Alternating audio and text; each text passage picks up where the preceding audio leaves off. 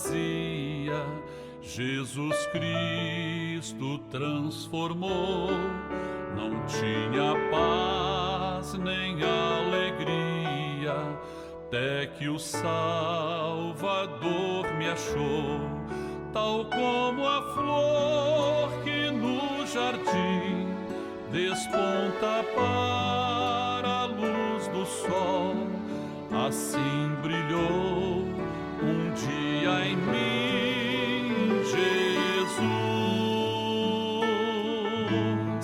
Nasci de novo para entender o amor que Cristo tem por mim. Jesus achou-me, agora sou feliz. Para me encontrar, perdeu sua vida, meu Jesus, o bom pastor. A mão que foi na cruz ferida me salvou, tão pecador. A ti, Jesus, Cordeiro eterno, confesso que és meu Salvador. Já me lavou teu sangue carmesim.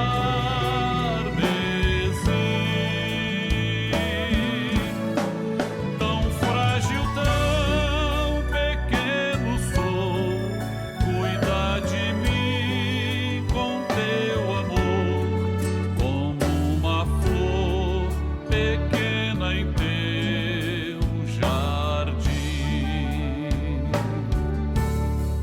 Como uma flor pequena em teu jardim.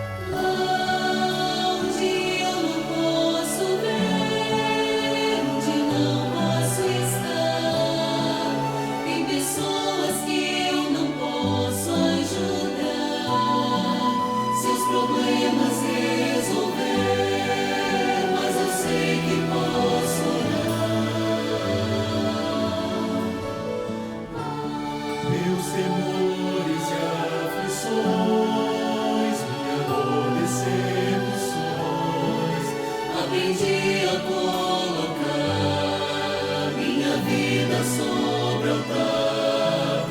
Então sei que posso orar e em Deus posso confiar.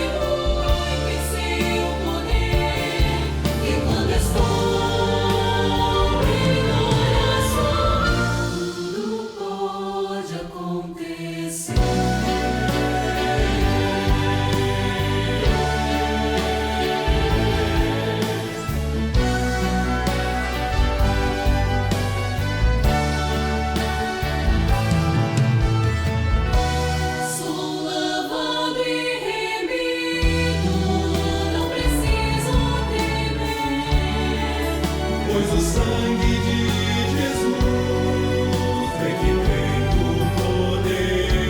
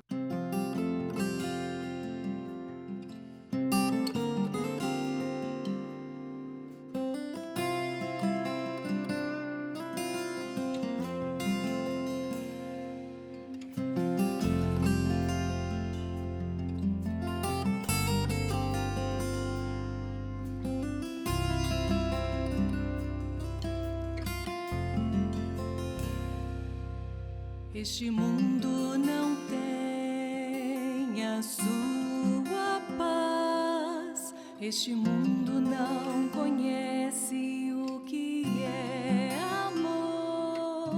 Este mundo não sabe o que é ser feliz. A paz do Senhor Jesus. Dentro de 5 minutos, daremos início às participações da Escola Bíblica Dominical, transmitidas por esse canal. Convidamos você e sua família para participarem. Compartilhe esse link, passe para amigos, vizinhos, parentes, pessoas por quem você está orando. E juntos receberemos uma grande bênção do Senhor.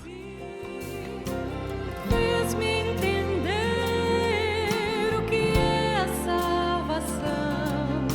Então abri o meu coração. Ele é Jesus. Ele é Jesus. O amor verdadeiro que o homem pode ter.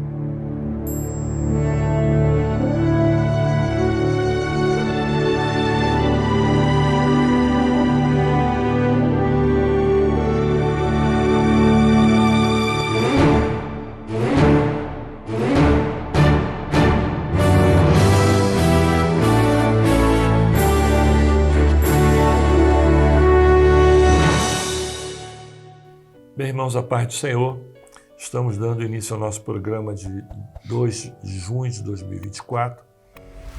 O tema nosso continua o mesmo, o preparo da igreja para o arrebatamento.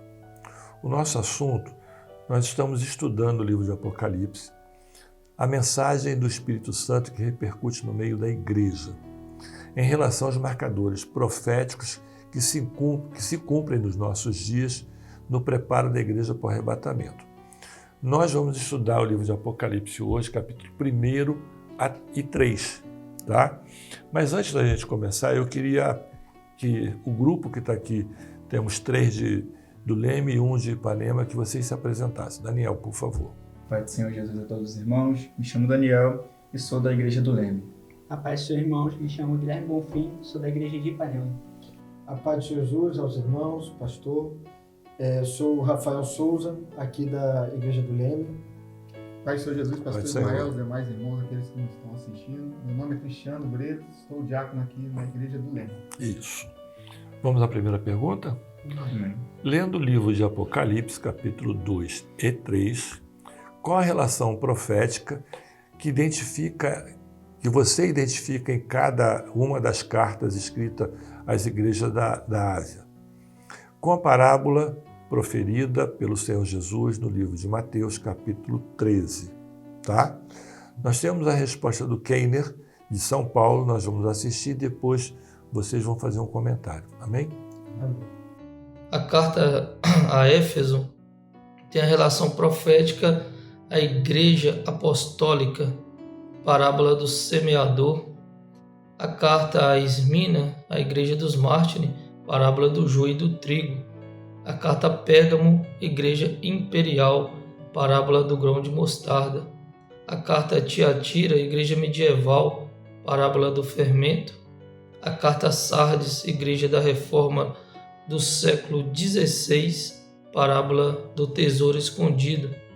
Filadélfia, a igreja do avivamento espiritual do século XVIII, parábola de grande valor. Laodiceia, igreja do tempo do fim, parábola da rede lançada ao mar. A todos a paz do Senhor Jesus. Bem, nós vimos o vídeo aí do Keiner e eu queria, Guilherme, que você desse início a essa resposta da primeira pergunta. Amém, pastor. Explorando a relação profética que a parábola do semeador tem com a igreja Sim. de Éfeso, nós vemos que essa é uma igreja que cumpriu o ID, né? Foi fazer a semeadura da palavra do Senhor. Após serem revestidos de poder por Deus, em Atos 2, foram fiéis a esse chamado, não toleraram mistura no meio deles e puderam cumprir, assim, a disseminação da palavra de Deus ao redor do mundo. Amém. Alguém quer falar mais alguma coisa, Cristiano? Pastor, é interessante que o nome Éfeso significa aceitável. Essa igreja ela iniciou ali em 31 depois de Cristo e foi até o final do primeiro século.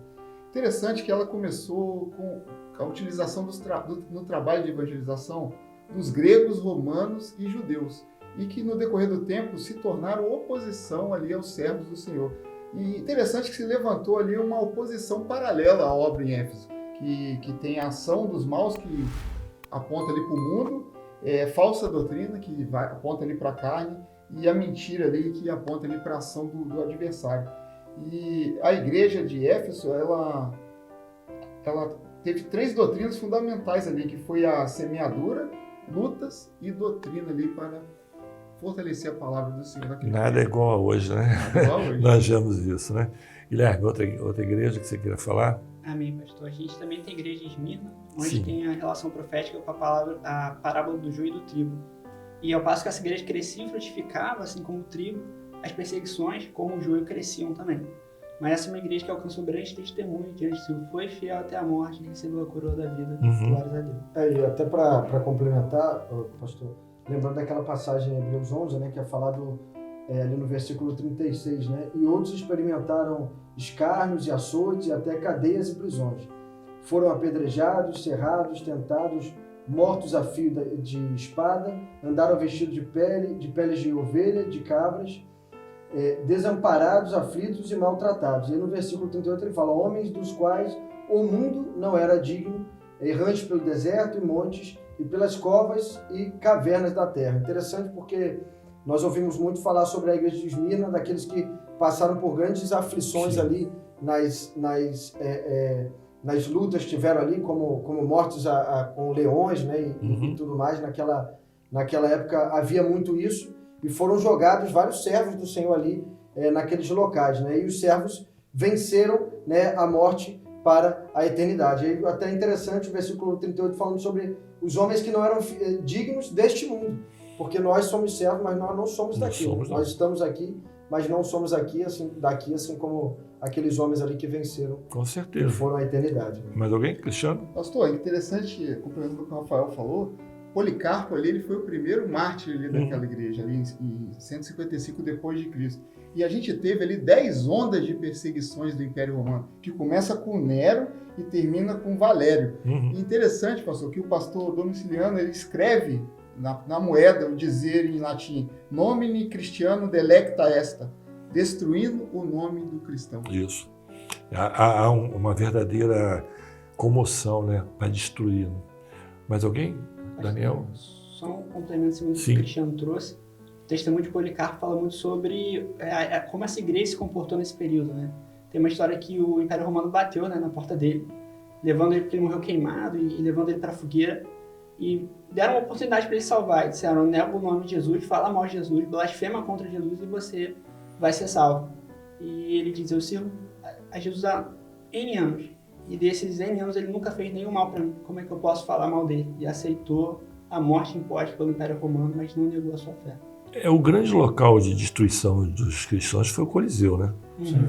Os leões comendo as pessoas, para eles era bom isso, mas foi cumprida ali uma profecia, né? E é de conhecimento histórico, até o pastor Geduti já trouxe algumas das histórias ali sobre Esmirna, sobre aqueles que estavam ali à frente já sabendo da sua morte, e mesmo assim glorificavam, louvavam o Senhor em meio ali às prisões antes ali de ser jogados nas arenas, para receber aquela grande complicação, né? Realmente a morte iminente, mas continuavam glorificando, louvando ao Senhor, e é falado inclusive que muitos foram salvos passando por ali e vendo o amor destes pelo Senhor, né? Independente do que iria acontecer no dia seguinte. Foi o grande testemunho, né? Eu morro, mas eu não nego o meu Senhor. A era dos mártires. A era dos mártires. E até Esmirna, né? A mirra, né? Fala ali do sofrimento, mas o sofrimento que dá, né? Apertando ali a mirra dá mais cheiro, né? Então o sofrimento que trouxe a comoção ali a mais pessoas. O cristão é assim, né? Quanto mais você sofre, mais o bom cheiro do Senhor está na sua vida, não é isso? Amém? Daniel, quer falar alguma coisa? Vamos lá, Guilherme. Amém, pastor. Trazendo agora a relação com a igreja de Pérgamo e a parábola do grão de mostarda. Essa igreja, ela habitava em Roma. Vemos também que é uma igreja que tem mais repreensões do que as anteriores pela parte do Senhor na carta. Mas ainda assim, a fé estava presente no meio dessa igreja como um grão de mostarda que frutificaria e daria bons frutos no futuro. É a igreja imperial, né? Isso. Mais alguém quer falar alguma coisa? Rafael, Cristiano? Pastor, entre o martírio ali de Estevão e a morte de Antipas, ali a gente fica o quê? A gente pode ver nessa igreja que fica caracterizado o período de sofrimento na igreja ali. E depois de uma sucessão ali da era de Constantino, ali, o casamento pervertido, a gente pode ver ali, depois de Constantino, até os papas, ali, os pontífices, né? De 400 antes até 400 depois de Cristo. E aí a gente pode ver que foi implantada ali 3 obras ali, o nicolateísmo, idolatria e o balanaísmo, que foram colocados ali na igreja.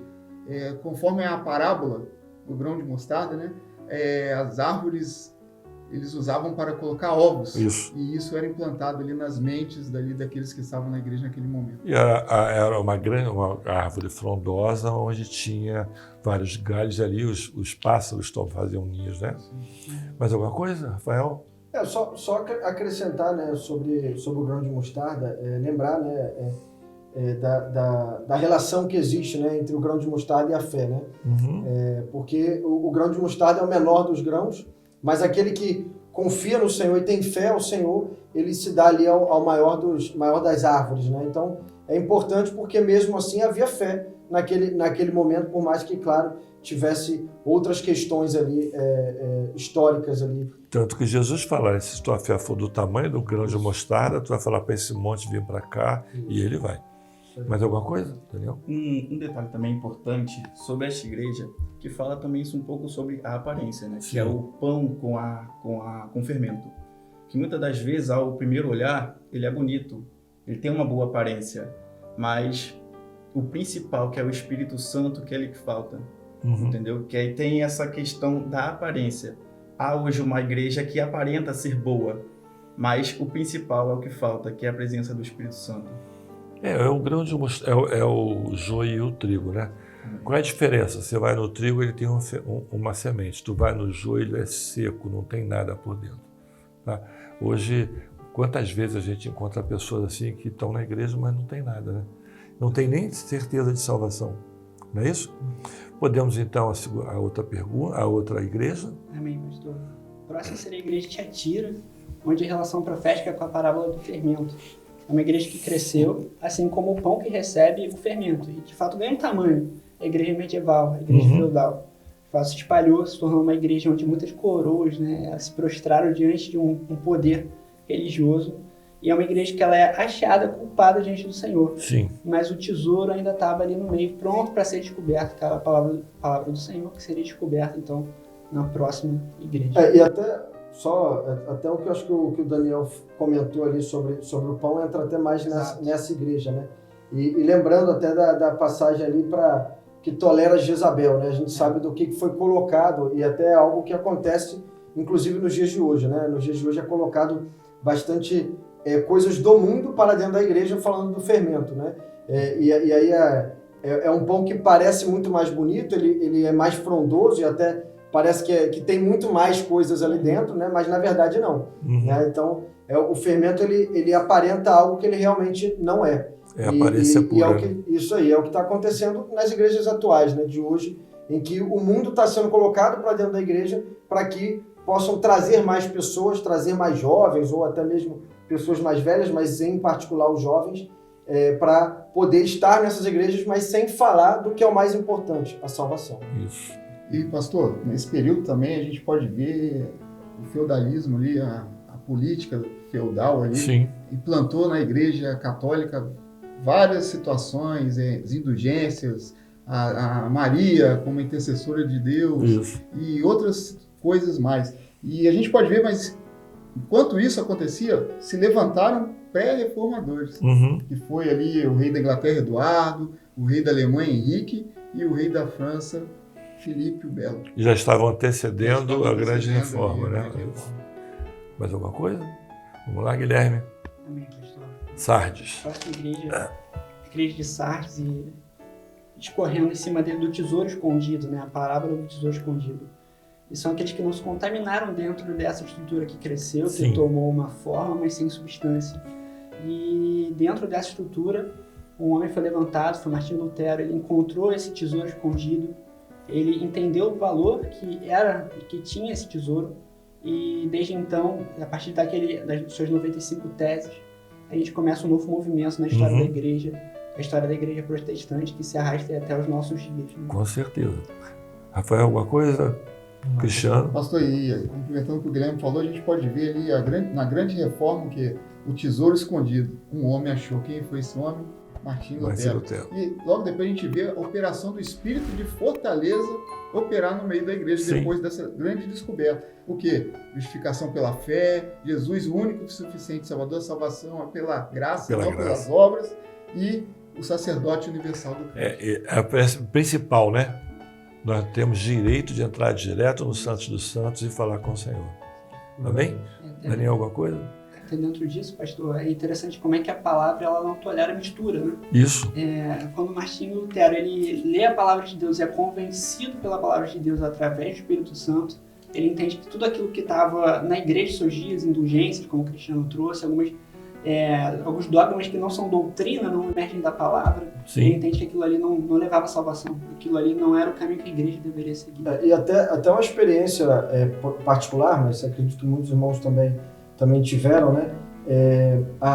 Existe uma relação da palavra, e ali foi muito importante o entendimento de que a palavra, dentro da palavra, existe uma revelação, e ainda, muitas igrejas não usam ou não deixam que todos ali possam chegar à palavra, chegar a Bíblia, até foi algo que Martinho Lutero naquele momento fez, foi conseguir ali traduzir a Bíblia para que todos possam conhecer a doutrina bíblica, que era algo que não era conhecido, e para muitos, inclusive até hoje, não é de conhecimento. Até, como eu falei, uma experiência na minha casa, a minha avó ela falava que tinha uma Bíblia, ela era toda dourada, ela era muito bonita, só que ela falou, eu nunca vi motivo para ler a Bíblia, porque existe essa questão da doutrina. Sim. A doutrina bíblica nem todos conseguem entender e nem todos conhecem realmente, né?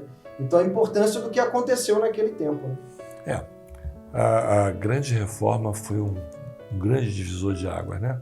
Hoje nós temos a condição de entrar nos Santos dos Santos, nós temos a condição de falar diretamente com o Senhor e entender aquilo que está escrito na palavra, né? É a palavra viva, né? Não é a palavra morta, né? Amém? Mais um, Esmirna, né? Filadélfia. Isso, pastor. E a relação profética com a parábola da pérola, né? A pérola de grande valor. E, de fato, para essa igreja havia uma porta aberta, né? Como o Senhor diz na carta. Havia uma porta aberta e era a porta das ovelhas, era o Senhor Jesus. E estava presente no meio dela. Ela entendeu o valor dessa pérola e vendeu tudo que tinha para poder comprar essa pérola. Sim. Então foram homens que, de fato, desbravaram o mundo novamente, avivados pelo poder do Espírito Santo, levando avivamento por onde passavam. Eles trouxeram mais uma vez o valor, a importância de ter a pureza de Jesus no nosso mundo. Sim.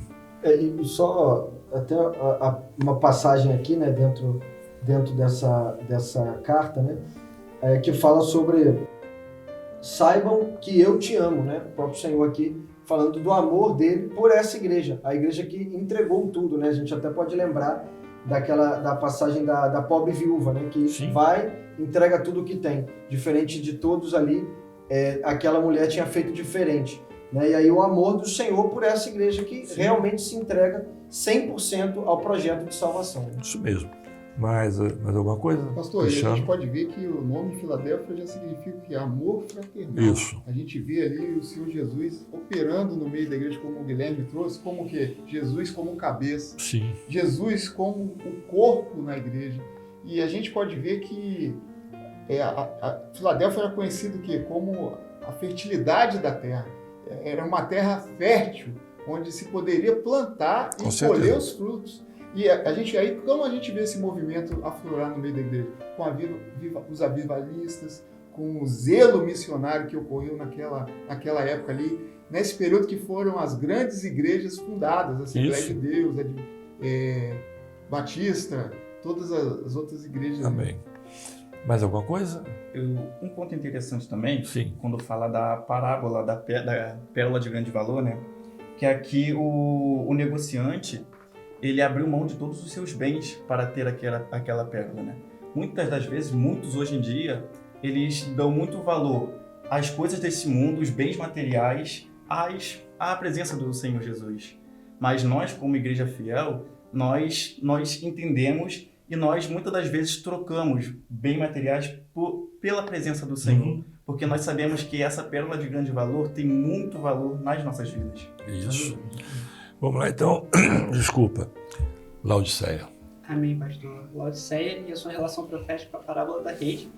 E, em especial, o tempo que a gente vive, né? Então, para a gente é muito mais sensível.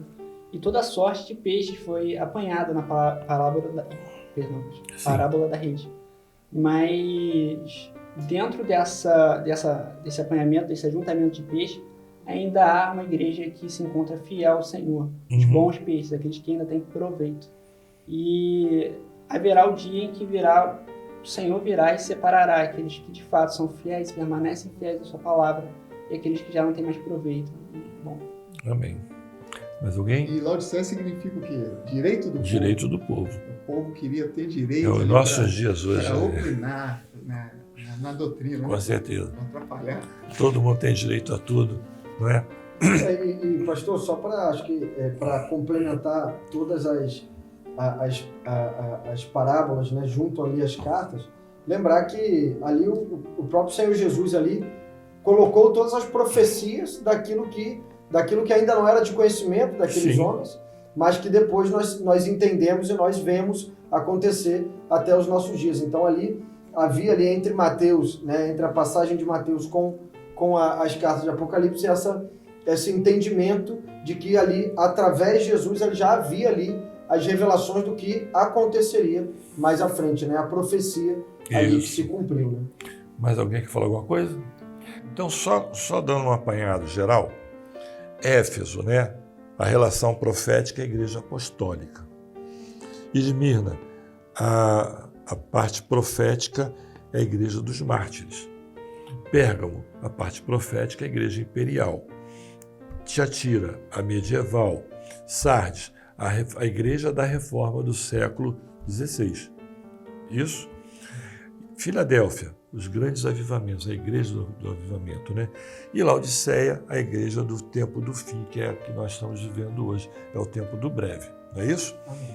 Bem, vamos lá à segunda pergunta. Lendo o livro de Apocalipse, capítulo 1, verso 3, o Senhor Jesus pode revelar sem o Espírito Santo? Entenderam? Amém. Tá? Então nós vamos ter aí duas respostas do Vicente Carlos, de Água Branca, e do Miguel Medeiros, de Patos, Espírito Santo. Bem? Vamos responder então? Ver os vídeos? A resposta é não. Porque a revelação do Senhor Jesus se dá somente quando o Espírito Santo o revela ao que lê, ao que ouve e ao que guarda a revelação. Então, sem o Espírito Santo, não tem como Jesus se revelar ao homem. A todos, a paz do Senhor. Nós vemos que não é possível o homem conhecer o Senhor Jesus sem a ação do Espírito Santo, pois o Espírito Santo revela o Senhor àquele que lê, que crê e que guarda a palavra do Senhor. E como está escrito em Efésios 1,13, que diz assim: em quem também vós estáis, depois que ouvistes a palavra da verdade, o Evangelho da salvação, e tendo nele também crido, fostes selados com o Espírito Santo da promessa. A paz do Senhor Jesus. Bem, Daniel, nós vimos a resposta do Vicente, do Miguel. Eu queria que você fizesse algumas considerações. Amém. Então, é bem simples de ser respondido, porque sabemos que não há revelação sem a presença do Espírito Santo. Sabemos que há essa necessidade de termos a presença do Espírito Santo para que o Senhor possa se revelar. Um grande exemplo disso é quando nós nos aprofundamos na leitura da palavra. Porque quando nós vamos ler da palavra, nós fizemos o quê? Nós fizemos um clamor para que o Espírito Santo nos mostre aquilo que há de profético, as revelações vindas da parte do Senhor. Então, é necessário que o Espírito Santo esteja presente para que assim as revelações do Senhor possam vir sobre as nossas vidas. Amém. Guilherme, quer falar alguma coisa? Amém, pastor. É interessante essa mudança que o Espírito Santo faz na vida da igreja. Quando a gente olha para o derramamento do Espírito Santo no Pentecoste, a gente vê um outro posicionamento dos apóstolos, da igreja, frutos sendo colhidos, de fato, pessoas sendo salvas, mas tudo através do Espírito Santo de Deus. E ainda trazendo uma outra passagem, quando Jesus fala que importa que ele fosse, para que o Espírito Santo viesse e ele revelaria todas as coisas. Bem? Amém.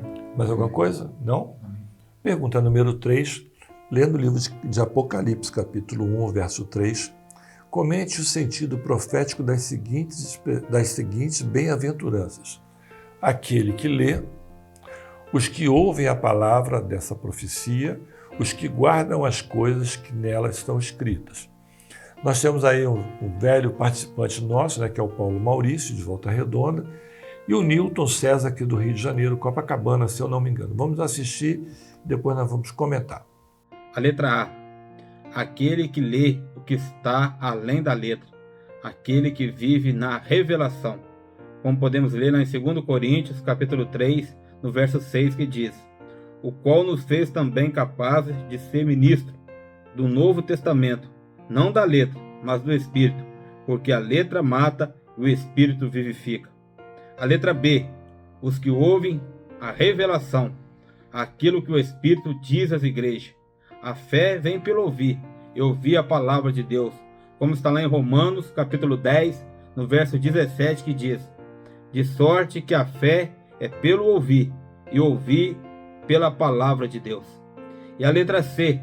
Os que perseveram na doutrina, revelada pelo Espírito Santo, e guarda a palavra de Deus no seu coração, como está lá em Salmos, número 119, no verso 11, que diz: escondi a tua palavra no meu coração, para eu não pecar contra ti.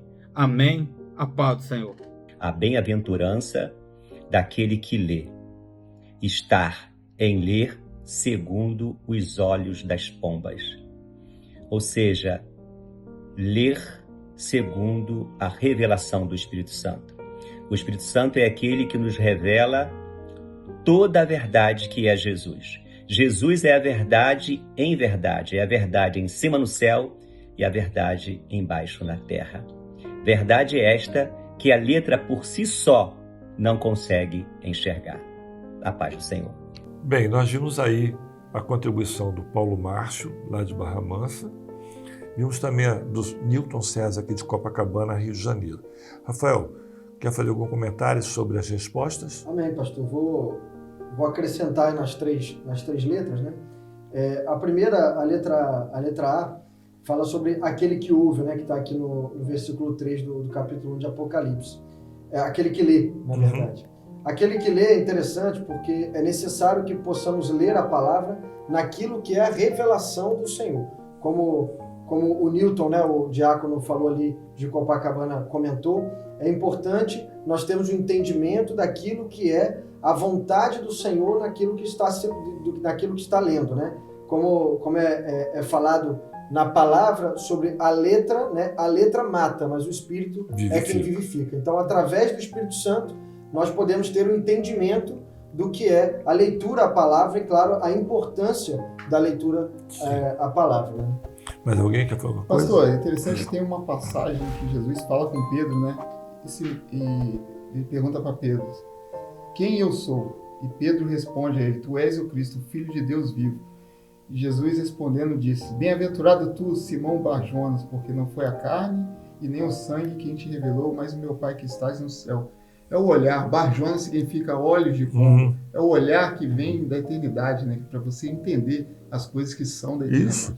Porque sem o Espírito Santo você não consegue entender nada. Você vai ler um livro, né? É o que nós vimos na pergunta anterior. Simplesmente um livro. E quem lê a Bíblia como um livro, nós acabamos de sair de Cantares. Não vai entender nada que Cantares fala. Quantas revelações, né? Foram quase 4 meses estudando e ainda tem mais coisas que nós podemos apresentar. Amém?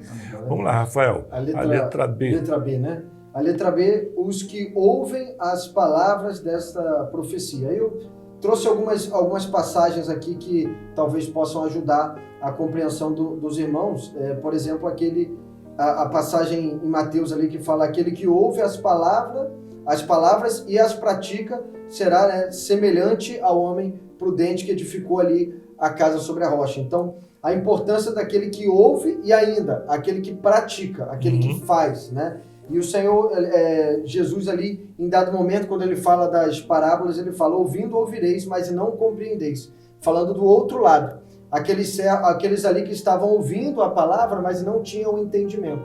Trazendo para os nossos dias, a leitura à palavra e ainda ouvir a palavra do Senhor faz com que nós possamos ter experiências com o Senhor.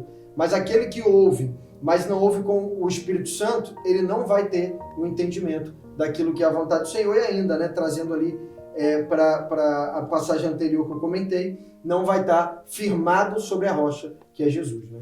Mais alguém? Amém, pastor. Dentro dessa colocação que o Rafa falou, realmente tem algumas passagens que apontam pela revelação do Senhor através do ouvir a sua voz, né? Aquele que tiver ouvidos, ouça o que a voz do Espírito diz às igrejas. Sim, o nosso lema desse ano. Também a fé vem pelo ouvir e ouvir da palavra de Deus. Então é muito importante a gente ouvir, mas ouvir o que o Espírito diz, e não o que a voz dos homens tem a nos dizer. E aquela grande... Quer falar também?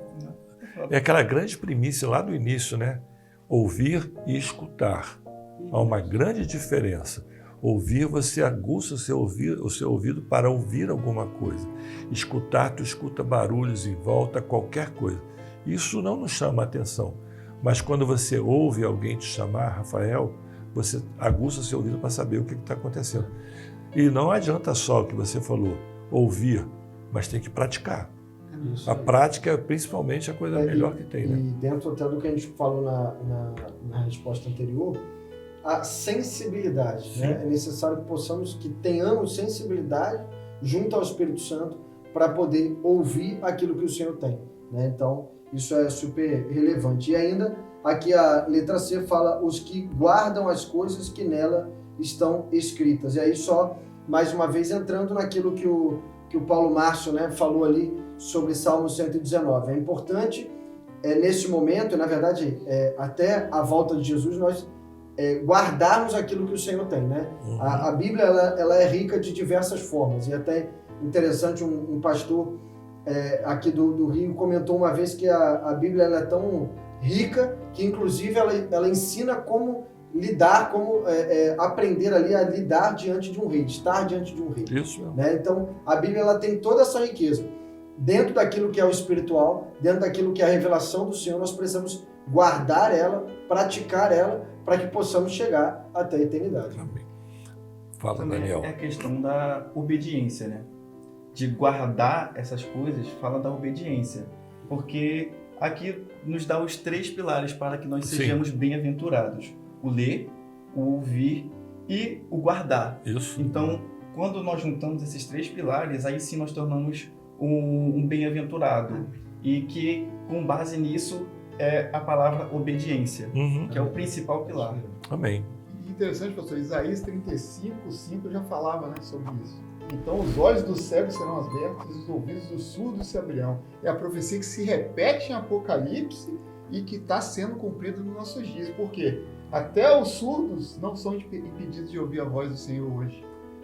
E eles ouvem através das libras e os cegos têm visões e revelações. É o acolhimento que nós estamos fazendo para esse grupo de pessoas que estavam esquecidas. Não é? Você vê uma pessoa que é cega e surda, como ela vive? Não é? Você vê o surdo hoje no portão da igreja, dirigindo louvor, pregando. Isso é um acolhimento que nós nunca mais vamos... E agora também estamos entrando também no TDAH, no autismo. As crianças estão se conversando entre elas. Virou tudo normal, né? Para a obra. Claro. Tá? E também nós vamos ver o seguinte, que hoje a palavra está sendo propagada. É aquilo que tu falou. Primeiro, ouvir, ler.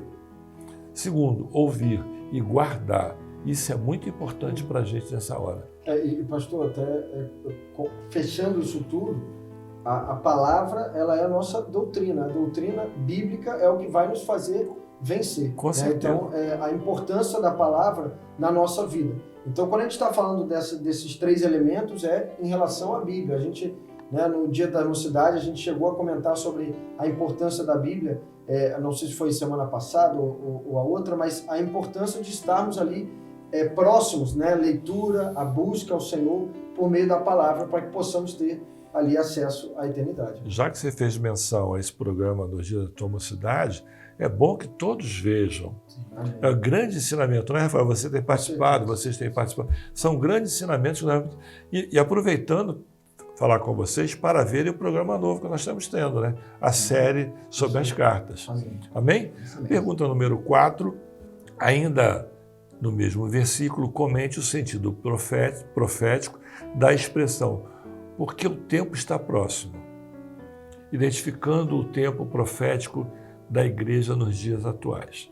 Nós temos o Dylon, lá de Barra, de São Francisco, e nós temos também o Kevin, lá de Florianópolis. Nós vamos assistir os vídeos, depois nós vamos voltar para um breve comentário.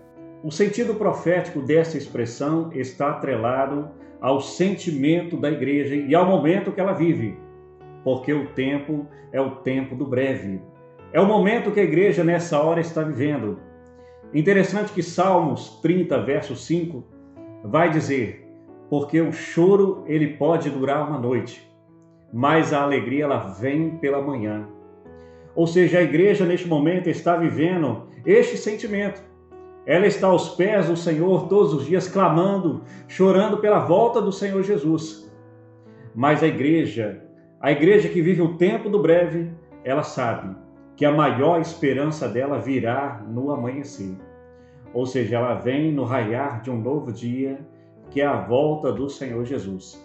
A paz do Senhor Jesus. Então ali o sentido profético da expressão, porque o tempo está próximo, ele está ligado ali ao tempo profético, né? O tempo que nós estamos vivendo, que é o tempo do breve, né? olhando ali nas cartas, das 7 cartas das igrejas, nós estamos ali localizado na igreja de Laodiceia, que é a última igreja, é o tempo do breve, é o tempo ali que nós estamos esperando ali a volta do Senhor Jesus.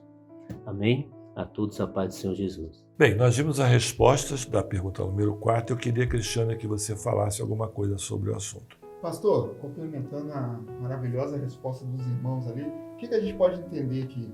A gente tem uma pergunta para se fazer nesse período aqui que os irmãos trouxeram. A pergunta que podemos fazer é: por que o tempo do breve está próximo? E a resposta que a gente tem é o tempo profético que estamos vivendo nos nossos dias, que se chama princípio das dores. E em Apocalipse 8, pastor, a gente tem ali o evento das 4 trombetas ali que antecedem a vinda do Senhor Jesus.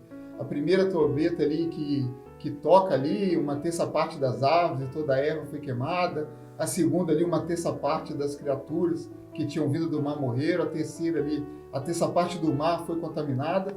E a quarta que ainda não tocou, mas breve há de tocar, fala que 1/3 das estrelas de sol e lua escurecerão, e 1/3 do dia e de noite não terão mais luz. Mas em Mateus 24, a gente vê esse princípio ali, esses sinais mais evidentes ali que fala dos enganos e falsos cristos, nos versos 4 e 5, das guerras e rumores de guerras, no versos 6 e 7, da fome, peste, terremotos, no verso 7, da perseguição dos seguidores de Jesus, no verso 9, dos falsos profetas que enganarão a muitos, ali no verso 11, e do amor de muitos se esfriaria ali, a traição e o ódio ali no verso 12, e do evangelho que será pregado em todo mundo, no verso 14. Esses sinais ali estão presentes aqui, em forma de guerras, valores morais invertidos, fome, mentira e etc. Isso mesmo. Alguém mais quer falar alguma coisa, Daniel? Tem uma passagem que, em cima disso, que eu acho muito interessante também, quando os discípulos estavam no mar e Jesus encontra com eles. Porque esse episódio se passava na 4ª vigília da noite. Sim. E nós sabemos que a noite ela é dividida em 4 vigílias. Então, Jesus foi ao encontro dos seus discípulos no último momento da noite. Então, aquele momento ali retrata o momento que nós estamos vivendo hoje. Nós estamos passando pela 4ª vigília da noite, né? Então, é até importante, em todo esse contexto aqui que estamos estudando, que nós estejamos atentos, principalmente ao que o Espírito Santo está nos dizendo, porque nós estamos passando por este último momento. É o momento que antecede, como o irmão disse, um novo dia. Então, nós precisamos estar preparados, porque o Senhor Jesus está às portas para vir nos encontrar. Interessante, tem muita gente já falando sobre isso, né? Você vê telejornais, né? As coisas estão acontecendo no Brasil, no exterior. Amém? Mas alguém quer falar, Gabriel? Engraçado, dentro disso que o senhor falou, teve inclusive um vídeo que viralizou de uma celebridade que não é cristã, morrendo de medo de Jesus voltar. Falou, eu acho que Jesus vai voltar. E realmente ele está certo, vai voltar. Não tem como dizer que não. E o que o Guilherme falou é interessante, porque a gente tem, até quando a gente tem conversas com pessoas que não conhecem nada da Bíblia, não conhecem nada do que é a volta de Jesus, eles falam que a maneira como está cada vez mais, nos termos deles, estranha, né? Nós sabemos que há profecias, e as profecias estão se cumprindo, mas é interessante porque até quem é do mundo está percebendo que tem algo acontecendo que já não estava acontecendo, mas que agora está cada vez mais, como eles falam, estranho, cada vez mais diferente daquilo que eles estavam vendo, né? É interessante, pastor, que a igreja fiel acompanha tudo isso. Com certeza. Guarda no seu coração a certeza que Jesus vai voltar. Lá em Hebreus a gente tem até uma palavra que diz: porque não temos aqui cidade permanente, mas buscamos a futura.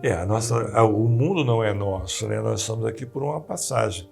Graças a Deus, por isso nós vamos para a eternidade. Amém. Né? Não é isso? Amém? Mais alguma coisa? Daniel, Guilherme? Não? Tá. Pergunta número 5.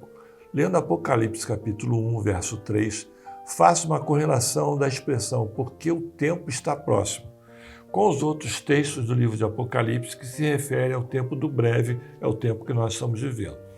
Nós temos a resposta de Gabriele Barbosa e de Ionara Souza, de Catolé do Rossi. Vamos assistir o vídeo e depois nós vamos comentar. Na expressão de Apocalipse 1:3, porque o tempo está próximo, nós podemos fazer uma correlação profética com outras expressões do livro de Apocalipse. Eu vou citar aqui algumas expressões. Capítulo 1, verso 1, as coisas que brevemente devem acontecer. Capítulo 1, verso 3, porque o tempo está próximo. Capítulo 1, verso 8, e que há de vir. Capítulo 1, verso 19, e as que depois destas hão de acontecer. Capítulo 3, verso 11, eis que venho sem demora. Capítulo 3, verso 20, eis que estou à porta e bato. Capítulo 22, verso 6, as coisas que em breve hão de acontecer. Capítulo 22, verso 7, eis que presto venho. Capítulo 22, verso 10, porque está próximo o tempo. Capítulo 22, verso 12, e eis que cedo venho. E por fim, capítulo 22, verso 20, certamente cedo venho. Amém? A paz do Senhor Jesus. Nós temos alguns textos que nós podemos relacionar. É Apocalipse 3:11 que diz: eis que venho sem demora, guarda o que tens, para que ninguém tome a tua coroa. Apocalipse 22:7, eis que presto venho, bem-aventurado aquele que guarda as palavras da profecia deste livro. E Apocalipse 22:12 que diz: eis que cedo venho, e o meu galardão está comigo, para dar àquele que segundo as suas obras. Então quer dizer que o noivo está às portas, ele breve vem, ele presto vem. Então ele vai vir quando menos esperarmos e de uma forma muito rápida. E ele está às portas, né, como a palavra diz. Então nosso coração agora, a nossa posição é de estarmos atentos e aguardando a sua breve volta. A paz do Senhor Jesus. Bem, nós vimos aí o vídeo da Gabriela, da Ionara. Rafael, depois da resposta da Gabriela, você tem mais alguma coisa a falar? Pastor, em relação a passagens bíblicas, ela já mencionou todas e muito bem mencionado. O que eu ia comentar, pastor, era sobre o tempo do breve, realmente. Né? A gente falou um pouco na pergunta anterior, mas até lembrando aqui de uma passagem bíblica ali de quando Paulo vai ali a Jerusalém, ele fala no versículo 13, no capítulo 21 ali de Atos, onde a palavra do Senhor fala: mas Paulo respondeu: que fazeis vós chorando e magoando-me o coração? Porque eu estou pronto não só a ser ligado, mas ainda a morrer em Jerusalém pelo nome do Senhor Jesus. Paulo aqui, do alto da sua nobreza ali diante do Senhor, falando que já estava pronto. E é o momento em que nós temos que estar. Nós temos que estar prontos, vigilantes, mas prontos para ir para Jerusalém no momento que for. Nós sabemos que, como a gente comentou na pergunta anterior, tudo está se cumprindo, tudo aquilo que são as profecias do Senhor estão se cumprindo. Então a importância de estarmos como Paulo, prontos para ir a Jerusalém e morrer para Cristo, porque nós sabemos que o tempo é cada vez mais breve. Amém. Pastor, é interessante que apesar desse livro ser escrito há quase 2000 anos por João, através da revelação do Senhor Jesus, as palavras do Senhor continuam a mesma, né? Certamente, cada vez mais viva. Então, pastor, o tempo do homem é limitado, nós não sabemos ali a hora e o minuto, o segundo que o Senhor Jesus voltará, mas o importante é a gente estar com essas palavras guardadas no coração e vivendo a eternidade todos os dias. Isso que é mais importante, né? Para que quando isso acontecer, num piscar de olhos, nós não sermos pegos de surpresa e podemos gozar das maravilhas do Senhor. Isso mesmo. Bem, agora nós vamos entrar na pergunta das crianças, nós vamos cantar um hino, e logo assim que nós voltarmos do hino, nós vamos trazer a Stephanie Bredas, que é a filha do Cristiano, que se batizou ontem e recebeu uma bênção do Senhor. Amém? Está contente, né? Isso. Nós vamos então cantar o hino, as crianças vão cantar o hino, depois nós voltamos. Verei meu grande rei, um vencedor serei, verei o meu Jesus, Nova Jerusalém, cidade do meu rei, estarei com meu Jesus. Oh, que glória será o encontro triunfal, aleluia, verei o céu se abrir.